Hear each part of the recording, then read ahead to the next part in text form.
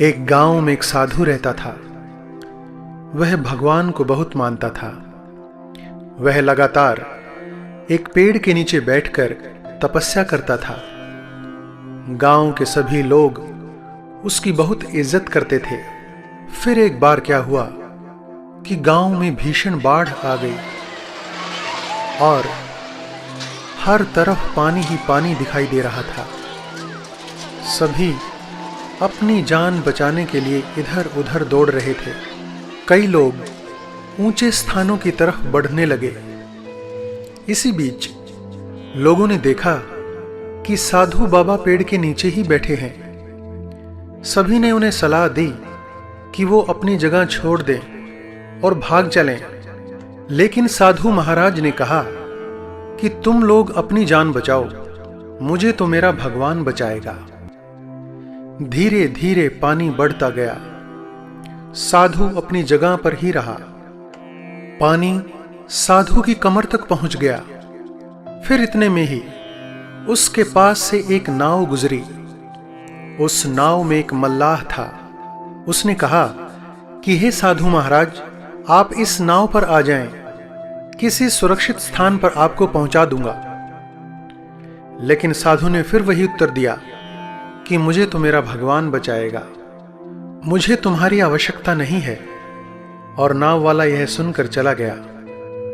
कुछ देर बाद बाढ़ और भी ज्यादा हो गई। साधु को लगा कि उसे पेड़ पर चढ़ना होगा। साधु ने सोचा कि उसे वहां बैठकर ईश्वर को याद करना होगा। इतने में ही उसे गड़गड़ाहट की आवाज सुनाई दी।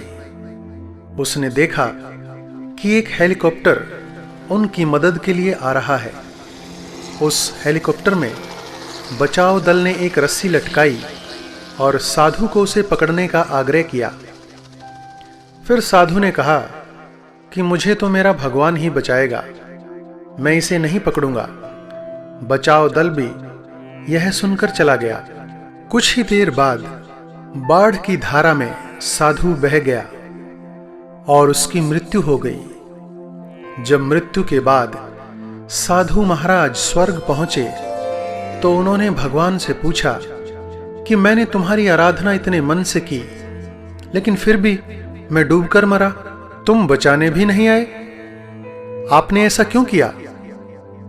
भगवान ने साधु महाराज से कहा कि मैं 3 बार तुम्हारी मदद करने के लिए आया। एक बार ग्रामीणों के रूप में, एक बार नाव वाले के रूप में और तीसरी बार बचाव दल के रूप में, लेकिन तुमने मुझे पहचाना ही नहीं, तुम मुझे पहचान ही नहीं पाए। इस कहानी से हमें सीख मिलती है कि ईश्वर हमें कई मौके देता है, लेकिन यह अवसर किसी की प्रतीक्षा नहीं करते, यह तेजी से गुजर जाते हैं। अगर हम उन्हें पहचान कर उनका लाभ उठा लेते हैं तो हम अपनी मंजिल तक जरूर पहुंच जाते हैं।